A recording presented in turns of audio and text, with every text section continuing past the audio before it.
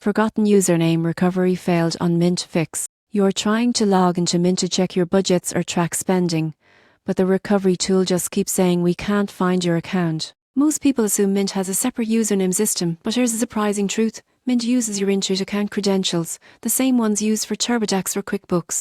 That means the problem isn't with Mint itself, but with your Intuit login. Here's how to fix it. Go to the Mint login page and select I forgot my user it or password. This will redirect you to Intuit's recovery system. Enter the email or phone number linked to your Intuit account, not just Mint.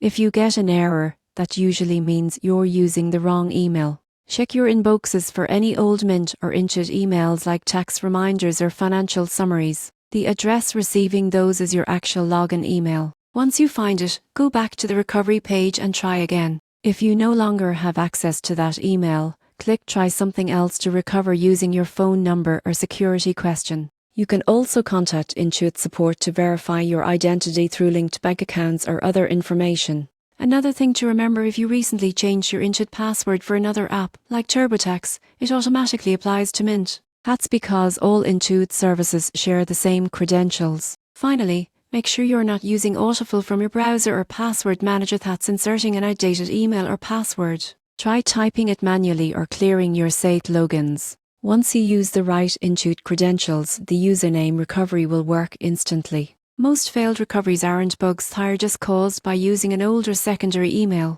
So if your Mint username recovery keeps failing, don't panic. Just remember your Mint login is really your Intuit account, and once you recover that, everything falls into place.